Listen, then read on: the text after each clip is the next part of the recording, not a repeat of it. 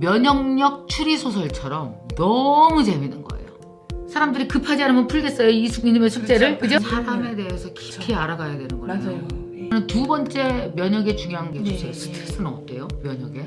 네. 나만 2주간 죽을 뻔했어요. 이렇게 이해는 잘하는데. 사랑하는 구독자 여러분, 사실 요즘에 이렇게 사실 집에만 있고 두려워하고 불안하고 그러잖아요. 그런 가운데 한 단어가 머릿속에 계속 머무르는 거예요. 그래서 제가 얼마 전에 이런 말씀 드렸어요. 하루 면역력을 길러라. 하루 면역력. 인생에 삶에도 면역력이 필요하다. 그래서 집안에 면역력 있는 한 사람만 있으면 살아남는다. 나와! 괜찮아. 밥 먹어. 소리 지르는 씩씩한 엄마. 면역력 센 엄마 하나만 있어도 집안이 일어난다고. 그처럼. 그래서 제가 면역력이라는 키워드를 갖고 계속 찾았어요. 이거는 내가 삶의 면역력을 말한다면 진짜 몸에 대한 면역력을 제대로 말해줄 수 있는 의사 선생님이 없을까? 그래서 제가 막 샅샅이 뒤졌죠. 그러다가 내가 딱 원하는 제목인 거예요. 면역력을 처방합니다라는 책이 있는 거예요. 그래서 제가 또 추진력 하면 김미경이잖아요. 얼른 막 다 읽었는데 세상에 이게 무슨 면역력 추리소설처럼 너무 재밌는 거예요. 그 어떤 얘기보다도 가장 필요한 얘기가 되겠구나 싶어서 제가 어렵사리 전화했어요. 그래서 급히 정말 며칠 만에 막 스케줄 만들어서 오셨습니다. 자, 옆에 계신 분은 바로 여러분께 몸에 대한 면역력을 제대로 한번 쫙 깔끔하게 정리해 주실 바로 우리의 이쁘고 친절하신 면역력 의사 선생님 정가영 선생님이십니다. 오늘 인사 좀 하세요, 우리 구독자분들한테. 네, 안녕하세요. 저는 가정의학과 전문이고요. 3살, 6살 아이를 키우고 있는 워킹맘이기도 하고 기능의학을 주로 공부해서 면역력에 대한 책을 출간한 의사 정가영이라고 합니다. 네, 반갑습니다.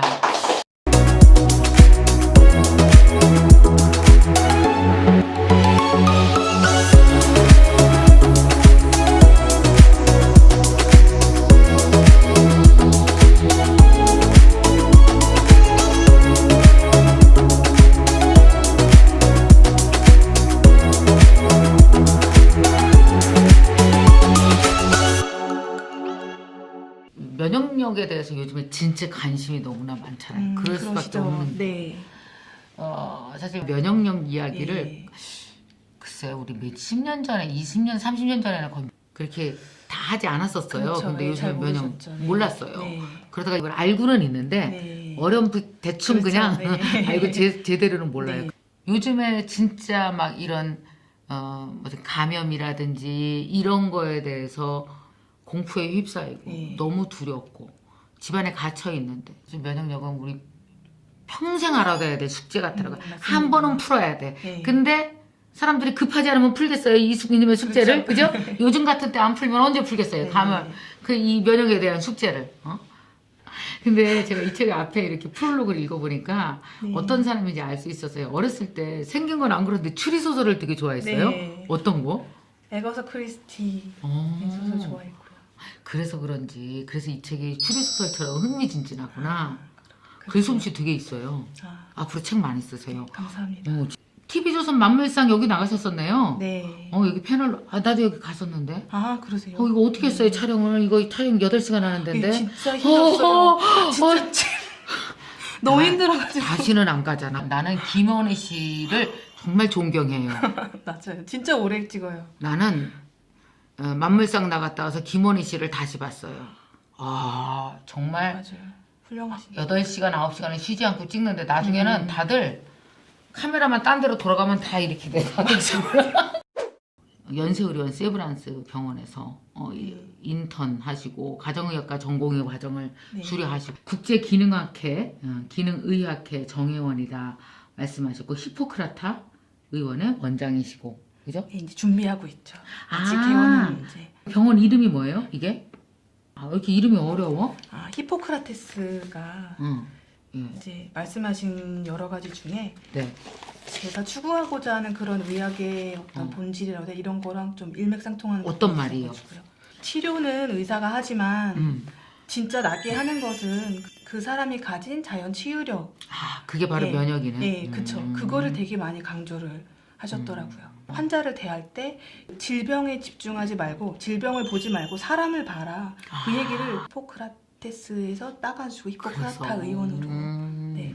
그럼 그렇죠. 상담이 꽤 예. 하시겠네요, 이거는. 네, 상담이 되게 메인이고요. 아. 길어요. 그 상담 오시기 전에 설문지도 저희가 받아서 그분의 이제 엄마가 이분을 뭐 자연분만으로 낳는지 아니면 뭐 제왕절개 했는지부터 저희가 조사를 해가지고 이분이 현재 갖고 있는 증상이나 질병이 어디서 출발이 됐는지를 추리소설에서 그 탐정들이 추리하듯이 그렇게 진료를 하는 병원. 아니 초등학교 때 추리소설 읽은 걸 이렇게 써먹으시나 그래? 재밌네. 기능의학은 증상에 대한 처방을 주는 게 아니라 원인을- 사람에 대해서 깊이 그쵸. 알아가야 되는 거네요. 맞아요. 예. 그렇구나. 어우 신뢰간다. 나 가야겠어. 자 그러면 이제 본격적으로 우리 다들 궁금해하시는 면역에 대해서 네. 한번 좀 얘기를 해봤으면 좋겠어요. 면역에 대해서 제가 너무나 궁금했던 거 한번 좀 말씀을 드리면은 실제로 왜 병원 가면 뭐 면역이 떨어져서 걸렸다는 게 한두 개가 아니에요. 뭐 네. 이게 몸살도 면역이 떨어졌다는 신호다 하셨고 뭐 입병 같은 거 네, 그렇죠. 어디에 뭐가 이렇게 뭐 종기 같은 것도 나고 뭐 튀어나오고 뭐 그죠? 네, 여기 그렇죠. 입막 부르트고 이러잖아요. 네. 감기 뭐 등등 여러 네. 가지가 다 면역이 떨어져서 왔다고 얘기를 하는데 자 그렇다면 먼저 면역이 우리 몸에서 그렇게 중요한 역할들을 하는 거예요? 면역이 뭐라고 봐야 돼요? 사실 면역 시스템이 우리 몸을 지켜주고 생존하도록 만들어주는 그런 자동 시스템이에요. 그러니까 이게 자동 없으면 시스템. 네, 네, 우리 몸이 이 면역력이 없으면 네. 생존 자체가 불가능하다고 보시면 돼요. 음, 면역력이 하는 일은 네, 크게 두 가지를 보시면 되는데 네. 일단은 외부로부터 오는 그런 감염을 일으키는 바이러스, 박테리아, 곰팡이균 이런 것들로부터 우리 몸을 네. 지켜주고 또 내부에서 생기는 암세포들 있잖아요. 네. 그러니까 잘못 만들어진 세포가 이제 암세포가 되는데 그런 암세포들을 발견해서 없애주는 역할을 또 동시에 하고 있어요. 그러니까 외부로부터 온 적과 내부에서 생기는 적을 모두 감시하고 그 생기자마자 바로바로 없애주는 그 역할을 면역 체계가 하고 있는 거죠. 아까 되게 중요한 거 외부에서 오는 어떤 뭐 잘못된 이 세포라든지 바이러스라든지 이런 그렇죠, 거로부터 우리 막아준다고 했지만 그렇죠. 예. 내부 안에서 잘못된 세포, 그 암세포가 더 커지기 전에 면역이 없어지기도 해요 자연스럽게. 그렇죠. 예. 그래? 지금 그 일이 일어나고 있어요. 지금도 그렇죠. 특히 잘 때. 잘 싸우게? 잘 자야 돼요. 예. 그 면역에서 중요한 게 수면이에요. 보니까 기능의학이라고도 하고 면역학이라고도 하는데 면역학 이걸 따로 연구하는 학문이 있다고? 그게 뭐야? 이렇게 궁금해할 것 같아요. 면역학은 사실 기초의학 분야예요. 네. 그래서 뭐 생리학, 병리학 뭐 그 중에 하나로서 네. 이제 면역 세포들이 그 인체 내에서 일어나는 일들을 정말 전문적으로 이제 공부하는 그런 학문이 면역학이고 네. 그거를 응용해서 이제 임상의학으로서 이제 체계를 정립한 게 기능의학이죠.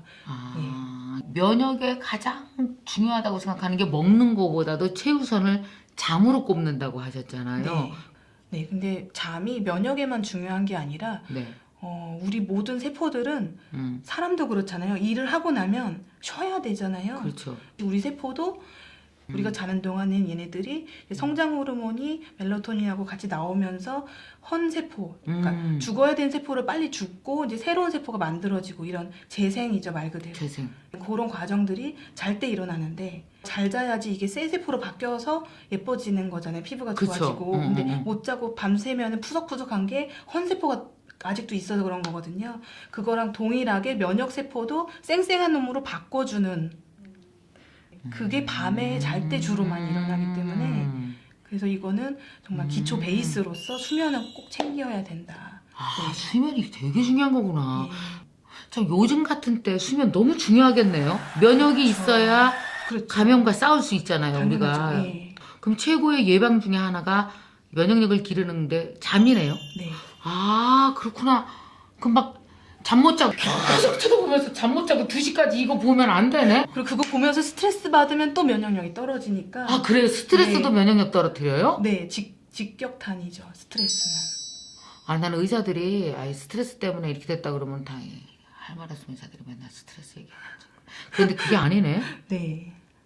그럼 어떻게 자야지 면역력이 잘 생겨요? 그러니까 면역력 충만하게 잠자는 법 알려주세요. 네, 일단은 잠에 드는 시간이 중요합니다. 그래서 밤 10시에 잠드시는 거는 금메달, 11시에 잠드시는 거는 은메달, 12시에 최소한 잠드셔야 동메달이라도 따실 수가 있어요.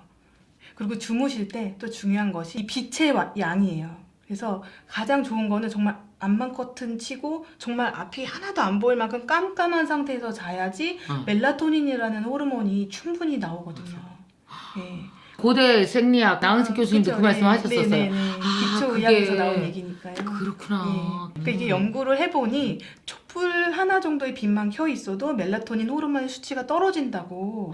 멜라토닌들이 불 켜 있는 거 알고 쏙 들어가는구나. 네, 그렇죠. 멜라토닌이 잘 나와야지 암세포를 우리 몸에서 암세포가 막 이렇게 생겨난 것들을 그때 막 이렇게 해치우는 거죠.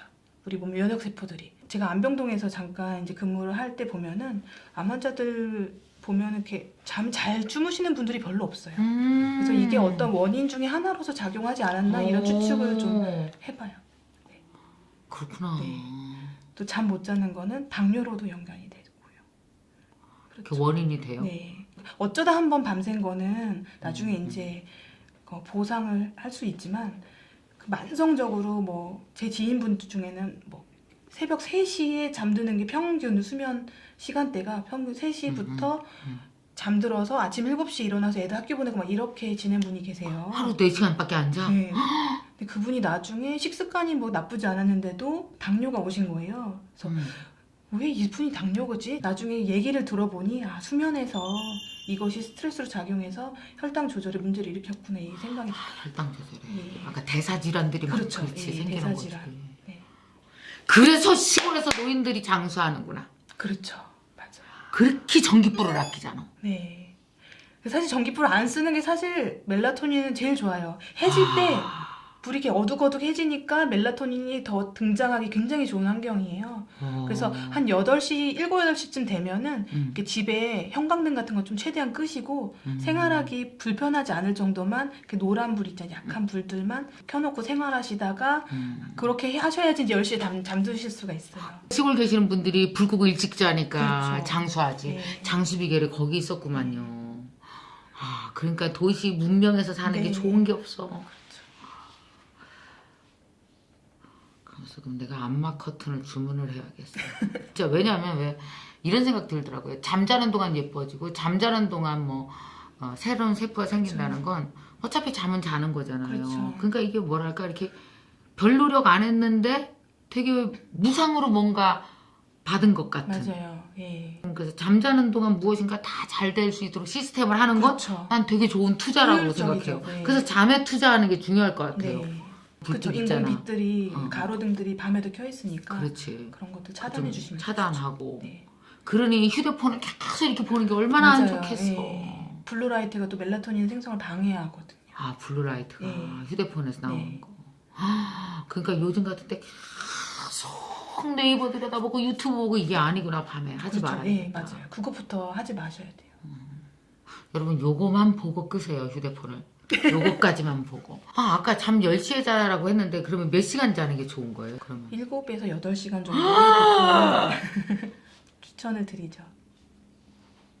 난 그렇게 잡은 적은 없은 것 같아. 근데 물론 사람마다 달라요. 스트레스에 대한 이제 검사들을 해보면 이분이 잠이 부족해서 지금 스트레스로 몸에서 인식하는지 체크해 보실 수는 있어요. 네. 그래도 최소 6, 7시간 이상은 자도록 해야 되겠다. 그렇죠. 그보다 네. 너무 하면 안 돼. 그러면 두 번째 면역에 중요한 게 주세요. 네, 스트레스는 어때요? 면역에? 스트레스를 받으면 이게 교감, 부교감 신경 혹시 아시죠? 자율신경계를 구성하는 두 가지 축인데 나는 그 얘기 들을 때마다 자꾸 딴 교감이 또 올라갖고 늘 힘들었어 생물 시간마다. 죄송합니다. 얘기해 주세요. 그 교감 어떻게 됐다고요? 교감신경은 우리가 이제 긴장하고 뭔가 빠릿빠릿하게 일을 해야 될 때 올라가야 되는 그런 신경이고요. 부교감은 그 반대로 좀 릴렉스하고 쉴 때 이제 이게 작동하는 거라서 이것이 균형을 이루면서 게 있어야 돼요. 낮에는 주로 교감신경이 활동을 하고 이제 해가 지고 이렇게 밤에는 반대로 부교감이 나오면서 이렇게 쉬고 이렇게 해야 되는데 그 부교감의 메인 신경을 우리가 미주신경이라는 그 신경이 있어요. 그러니까 그 신경은 우리 몸에 이제 면역 시스템이 주로 이제 장에 있는데 장 내에 미생물이라든가 그런 면역 그 시스템을 네. 안정화시키는 역할을 해요. 부교감이. 예. 면역이랑 장 기능이랑 그렇게 관련이 있는 거예요? 네, 장이 최대 면역 기관이라고 보시면 돼요. 면역 시스템은 군대로 보시면 되거든요. 여러 군대가 모인 국방 시스템이라고 제가 설명해놨는데 사실 메인 활동을 하는 것들은 면역 세포죠. 면역 세포들이 가장 많이 모여 있는 곳이 장이더라고요. 그러면은 장을 잘 지켜줘야 되겠네요. 그렇죠. 장을. 네. 그럼 장을 뭘 어떻게 해야 되는 거예요? 그러니까 면역 시스템의 구성 요소를 저는 세 가지로 봤는데요. 네. 일단 면역 세포 아까 말씀드렸고 얘네들을 또 군인답게 훈련시키는 아이들이 장내 미생물이에요. 그리고 장을 구성하고 있는 장의 내부에 장내 네. 상피 세포라고 하는데 장내 상피 세포는 또 그런 그 면역 세포들이 활동하는 걸 서포트 해주는 역할을 또 하거든요. 그래서 얘네 삼총사가 건강하게 유지가 돼야 되는데 우리가 스트레스를 받거나 뭐 인스턴트 식품을 많이 먹거나 너무 단 거 위주로 먹거나 그러면 이제 장내 미생물의 생태계 균형이 깨지면서 장내 면역 시스템이 약화가 되는 거죠. 그렇구나. 그러면은 스트레스를 안 받을 수는 없고 어떻게 해야 돼요? 스트레스를 조절하는 방법으로 제가 두 가지를 말씀을 드렸는데 네. 책에서 한 가지는 심호흡이에요. 그러니까 스트레스를 받으면 교감신경 쪽으로 확 올라가거든요. 네네네. 근데 교감신경이 쪽으로 너무 치우쳐 있다 보면은 면역력이 떨어지기 때문에 그 교감신경을 좀 끌어내리고 부교감을 올리는 방법으로 심호흡을 추천을 드려요. 그 인위적으로 그게 그렇죠. 가능한 거예요? 몸을 이완하는 거죠. 그래서 코로 천천히 들이마시고 입을 이렇게 해서 가늘고 길게 후. 그래서 우리도 나도 모르게 한숨 쉴 때 있잖아요. 네. 그게 이제 내 몸에서 자연적으로 이제 부교감을 좀 올리려는 그러니까 너무 긴장되고 힘들 때 우리가 한숨 나오잖아요. 또 하나 뭐 있어요? 스트레스 내리는 방법. 또 하나는 이거랑. 좀 적극적인 이완 요법이 있는데 네. 이거는 독일의 그 어떤 정신과 의사 선생님이 굉장히 오래전에 만드신 아우토겐 이완 요법이라는 게 있어요. 네. 나는 아주 편안하다. 이 문장을 머릿속으로 떠올리시는 거예요. 입 밖으로 내는 건 아니고 근데 자세는 앉아서도 하실 수 있고 누워서 하시면 더 좋은데 그냥 이렇게 일상 속에서 앉아서 이렇게 기대해가지고 편안하게 이렇게 하면서 눈 감고 나는 아주 편안하다. 나는 아주 편안하다.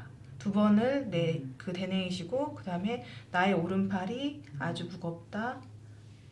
나의 오른팔이 아주 무겁다. 이거를 5번에서 6번 정도 너무 집중해서 생각하지 마시고 그냥 편안하게 그렇게 하시고 그런 과정을 통해서 이제 몸이 더 이완을 시키는 거죠. 부교감을 올리는. 그래서 요거를 가지고 공황장애라든가 고혈압이라든가 여러 가지 질환의 치료 효과가 있어요. 스트레스를 낮추고 이게 면역력을 높이게 되고 네. 그 면역력 높이면 면역세포가 강해져서 그렇죠. 자는 동안 우리가 모르는 가운데 잘 싸워주는 거잖아요. 감염도 그렇죠. 안 되게. 네. 이미 들어와 있는 것들도 싸워서 없애고 맞아요. 막 면역처럼 우리의 건강을 지켜주는 게 없는 거네요. 맞아요. 진짜. 네. 그죠? 그렇죠.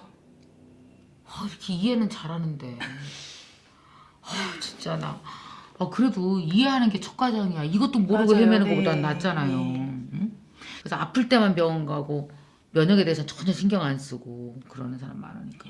평소에 이제 관리를 하셔야 되는 거죠. 여기 보니까 우리 왜 면역이 떨어졌다는 신호를 잘 캐치하고 그때 정신 차리라고 이렇게 말씀해 주셨더라고요. 보니까 예를 들어 몸살도 그게 면역이 떨어졌다는 신호인 거죠. 그렇죠. 예. 얼마 전에 제가 다 같이 굴을 먹었는데 네. 다른 사람 다 멀쩡했어요. 네. 나만 2주간 죽을 뻔했어요. 먹는 대로 다 토하고 먹는 대로 다 설사나고 위경련이 장과 위경련이 동시에 오는데 너무 아프고 그래서 거의 2주 내내 죽만 먹어갖고 아이고. 되게 힘들었는데 그러니까 이제 그 중에 한 친구가 이제 나보고 대표님이 너무 피곤해서 면역이 떨어져서 대표님만 더 심했던 거 아닌가. 그래서 내가 택도 없는 소리 하고 있어. 그랬는데 그게 이제 그 음식 속에 어떤 병원균이 있었는데 모두에게 감염을 일으킬 만큼 높은 농도로 있지는 않았던 거죠. 사실 우리가 먹는 음식에 다 네. 병원균들이 섞여 있어요. 있는데 그런데 그거에 대해서 누군가는 과민한 반응을 일으키고 누구는 괜찮고 누구는 뭐 약간 반응을 일으키고 넘어가고 그거는 내 안에 장내 미생물이 그것에 대항해서 충분히 싸우지 못한 경우인 거예요. 그러니까 면역력이 떨어져서라는 말이 어떻게 보면 맞는 말이죠. 그리고 변비가 그렇게 안 좋은 적이라면서요. 그렇죠. 변비가 또 그냥 단지 우리는 그냥 잘 안 나오는 거야. 근데 그게 아닐 수 있다라는 거죠. 네.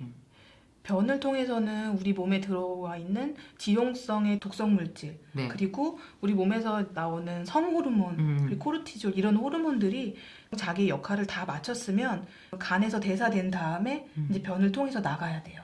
근데 그것들이 나가는 길이 이제 막혀 있는 거예요. 그러면 배출해야 될 것들은 못 그쵸. 하는 거구나. 네. 그러면은 이 몸에서 호르몬 쪽으로도 안 좋고 인공화학 합성 물질들 그런 것들이 간에서 대사돼서 빨리빨리 나가줘야 되는데 안 그러면 그런 것들이 우리 몸에 여러 가지 질환을 일으킬 수도 있고.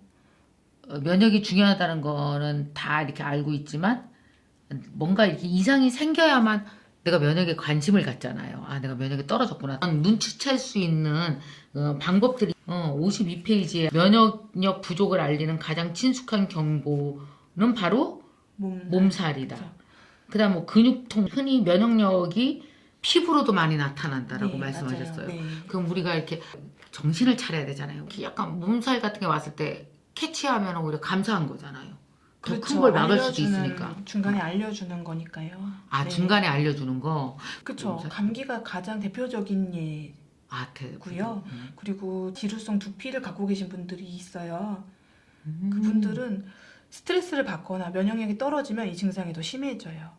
그런 분들은 사실은 그 면역 체계를 좀 정말 적극적으로 관리하지 않으면 뭐 환절기라든가 그 때만 되면 계속 병원에 와서 약을 타시는 분들이 상당히 많아요. 젊은 친구들부터 뭐 어르신들까지도. 여기 이렇게 써있단 말이에요. 54페이지에. 면역력의 문제는 이처럼 피부로 나타나는 경우가 많다. 특히 헤르페스는 체내 신경 조직에 숨어서 조용히 살고 있다가 우리 몸의 면역 시스템이 약해졌을 때 극성을 부린다. 이런 것을 기회 감염이라고 한다. 네. 이미 있었다라는 거죠. 그렇죠. 네. 기회를 노리고 튀어나오는 거예요. 기회 감염이 나타났다는 건 그만큼 나의 면역력이 약해졌다는 걸 알려주는 경보다 이러는 거죠. 그죠? 네, 맞아요. 피부에. 아, 여기서 또 이 얘기를 좀 해볼까요? 밀가루가 그렇게 안 좋아요? 인스턴트 식품 우리 많이 먹는데 밀가루 여기 보니까 뭐 밀가루 음식이 장에 구멍을 내요? 자, 이 한마디가 나를 살렸다. 이번에 신간이 나왔잖아요. 많은 분들이 예약으로 구매를 해주셨고 구매해 주신 분들께 제가 왜 형광펜 드린다고 그랬었잖아요. 예약 구매하신 분들에게 보내드릴 겁니다. 신간 토크쇼를 하려고 마음 먹었는데 못하게 됐어요. 다들 아시죠? 여러분과 함께 만든 책이잖아요. 그래서 유튜브 라이브로 함께 이 내용을 뜨겁게 여러분과 나누고 싶습니다. 그러니까 여러분 3월 11일 9시에 밤 9시에 오셔서 함께 유튜브 라이브 함께 해주시고요. 자, 그리고 이번에 이 책을 예약 구매해 주신 분들이 많으세요. 근데 이 예약 구매해 주신 분들이 너무 많으셔서 감사한 뜻에서 또 제가 이벤트 하나 또 한 번 해볼까 하거든요. 여러분 아십니까? 제가 습관 머그컵이라는 걸 만들었습니다. 우리 함께 멋진 글귀가 쓰여진 머그컵으로 매일 한 잔 커피 마시건 차를 마실 때마다 마음을 탁 다잡자라는 뜻에서 로고가 달린 습관 머그컵을 만들었는데 그걸 여러분들께 드릴 거예요. 예약 구매해 주신 그 영수증이건 뭐 인증샷이 있잖아요. 그걸 여러분 SNS에 올리세요. 그리고 요 밑에 링크를 댓글로 달아주세요. 그러면 그날 제가 라이브 하는 날 10분 추첨해서 그날 발표할 거고요. 또 들어오신 분들 중에서 우리 서로 댓글도 달고 이벤트 하면서 그날 또 제가 이 습관 머그컵을 쏘도록 하겠습니다. 몇 분, 한 10분? 20분 뽑아서 습관 머그컵 드릴게요. 여러분 많이 들어오세요. 3월 11일 우리 유튜브 라이브에서 출간 기념 첫 번째 토크쇼에서 뵙도록 하겠습니다.